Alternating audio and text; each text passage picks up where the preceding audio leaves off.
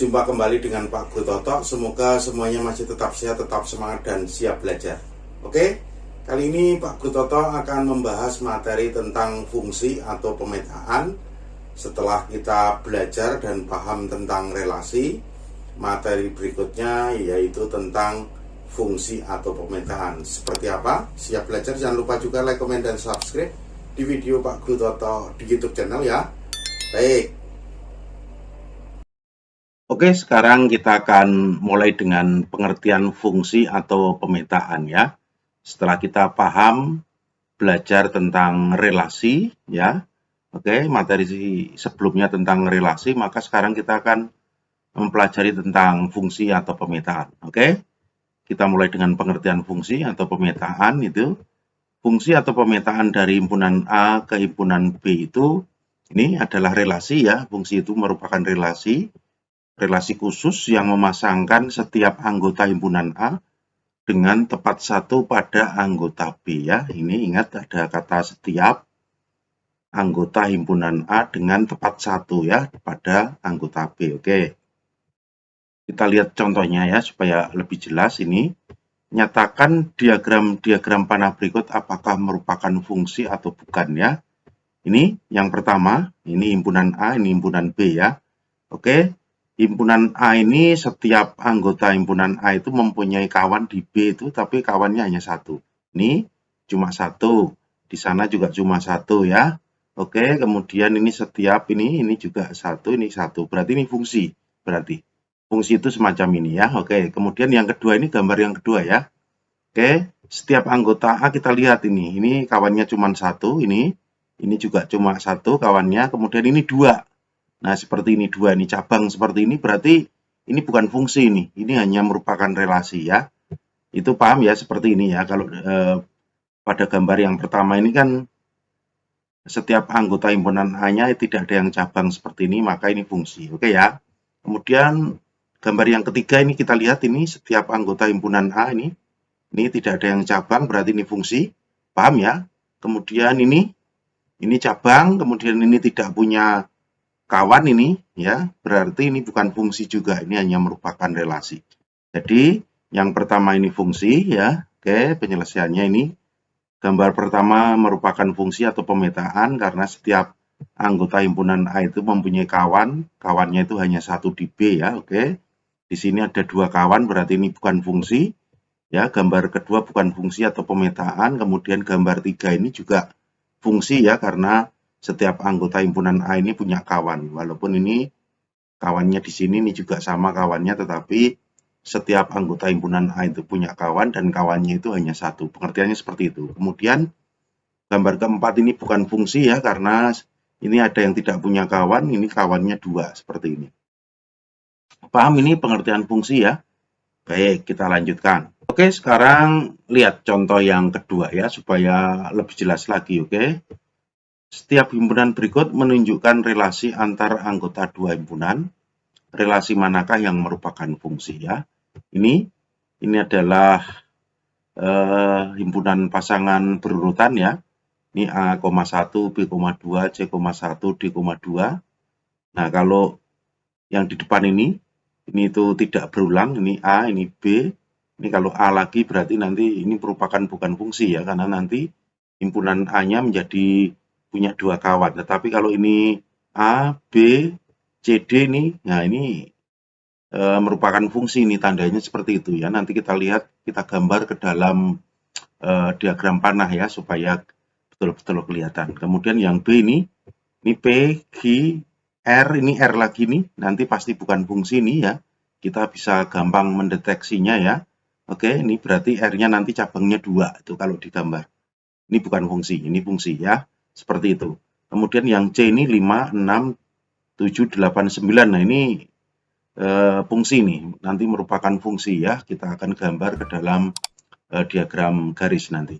Kemudian ini 1, 3, 5, 7. Ini juga merupakan fungsi ini nanti pasti ya. Kita akan lihat ini mulai dari yang A ya. Kita lihat yang A, kita gambar ke dalam diagram garis. Ini himpunan A. Setiap himpunan A-nya itu punya kawan di sana, kawannya hanya satu di sini di himpunan B ya, berarti ini merupakan fungsi. Paham? Gampang dimengerti ini ya. Oke. Kemudian kita gambar yang B ini. Ini himpunan A-nya adalah PHRR ini ya. PHR ya. Oke, kita lihat ini PHR. Ini cabang 2 nih. Cabang 2 yang lain adalah cuma punya satu kawan, tetapi ini R-nya ini punya 2 kawan. Ini bukan fungsi nih. Seperti ini. Paham ini? Bisa dimengerti ya? Oke. Ini bukan fungsi. Kemudian yang C ini, kita lihat 5, 6, 7, 8. Ini adalah himpunan A-nya ya. Kita lihat ini himpunan A-nya 5, 6, 7, 8. Kemudian himpunan B-nya adalah 8. Kemudian 9 seperti ini. Setiap himpunan A ini punya kawan, kawannya hanya satu. Ini tidak ada yang cabang, berarti ini fungsi ya. Seperti ini fungsi. Oke. Kemudian yang D ini, seperti ini kita gambar lagi. Himpunan A-nya adalah 1, 3, 5, 7. Kita buat dulu. Diagram garisnya ini 1, 3, 5, 7. Ini adalah anggota himpunan A. Ini punya kawan, kawannya hanya satu di B ya.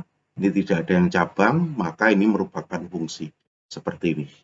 Paham ini? Bisa dimengerti dengan mudah ya. Baik, kita lanjutkan. Nah, sekarang setelah kita mengenal fungsi atau pemetaan ya, ini sekarang kita harus bisa menentukan daerah asal atau domain. Ini biasanya adalah himpunan A, himpunan yang pertama, kemudian daerah kawan ini adalah himpunan yang B, ya, himpunan yang kedua, dan daerah hasil ini atau disebut dengan ring. Kita lihat ya penjelasannya. Gambar berikut merupakan fungsi yang ditunjukkan dalam diagram panah. Nah, seperti ini himpunan B, ini Hi, himpunan pertama, ini himpunan kedua. Itu anggotanya adalah Ali, Budi, Dino, Yoga ya. Oke. Ali, Budi, Dino, Yoga ini merupakan daerah asal ya atau domain ya, domain. Kemudian daerah kawannya itu adalah A, B, O. Ini AB ini golongan darah ya. Jadi Ali mempunyai golongan darah A, Budi mempunyai golongan darah B, Dino mempunyai golongan darah O, dan Yoga mempunyai golongan darah A seperti ini. Kemudian ringnya itu berarti dari Ali, Budi, Dino, dan Yoga ini nanti hanya golongan darahnya hanya B, A, B, O ya. AB-nya tidak ada nih dari keempat anak ini ya. Oke, kita tentukan ini. Ali, Budi, Dino, dan Yoga itu disebut daerah asal atau domain ya. Ini B-nya itu daerah asal, kemudian atau domain ya. Kemudian Q-nya itu ini AO, ABO, AB ini disebut daerah kawan atau disebut dengan kodomain ya. Paham ya? Kemudian ringnya atau daerah hasil itu ini ABO ini disebut daerah hasil atau ring. Paham ini mengenai daerah asal, domain, daerah kawan, kodomain, dan daerah hasil atau ring. Oke ya, paham, bisa dimengerti. Kita lanjut ya. Oke. Nah, sekarang contoh yang ketiga. Kita lihat. Gambar berikut merupakan fungsi yang ditunjukkan dalam diagram panah ini ya, gambarnya. Himpunan P, ini fungsi, ini himpunan Q, ini adalah min 2, min 1, 0, 1, 2, ini merupakan kodomain atau daerah asal. Kemudian 0, 1, 2, 3, 4 ini merupakan kodomain ya, itu daerah kawan. Kemudian ringnya nanti 0, 1, 4 menjadi seperti itu. Kita lihat ini, tentukan daerah asal, domain, daerah kawan, kodomain, dan daerah hasil atau ring ya. Kita lihat penyelesaiannya. Kita mulai dengan daerah asal atau disebut DF ini, domain fungsi F ini ya. Lambangnya seperti ini, berarti min 2, 1, 0, 1, 2 seperti ini. Oke, kemudian daerah kawan atau kodomain itu kita lambangkan dengan KF ini 0, 1, 2, 3, 4 ya, 0, 1, 2, 3, 4 seperti itu. Paham ya? Oke. Kemudian daerah hasil atau ring kita singkat kita beri lambang RF ini itu adalah 0, 1, 4 menjadi seperti ini. Paham ini? Bisa dimengerti dengan gampang ya? Baik, lanjut. Nah, sekarang lihat contoh yang keempat ya. Kita lihat ini. Diagram Kartesius berikut adalah sebuah fungsi ya. Ini diagram Kartesiusnya. Ini adalah himpunan pertama nanti ya. Ini 1, 2, 3, 4, 5 ini merupakan domain ya. Oke, kemudian nanti kodomainnya adalah 0, 1, 2, 4, 5 ya. Tentukan daerah asal atau domain, daerah kawan atau kodomain, dan daerah hasil atau range ya. Kita lihat penyelesaiannya, kita mulai dengan domainnya dulu atau DF-nya ya. Oke, DF-nya itu ini ya. 1, 2, 3, 4, 5 ini. Oke, kemudian daerah kawannya atau KF ini adalah ini ya, 0, 1, 2, 4, 5 seperti ini.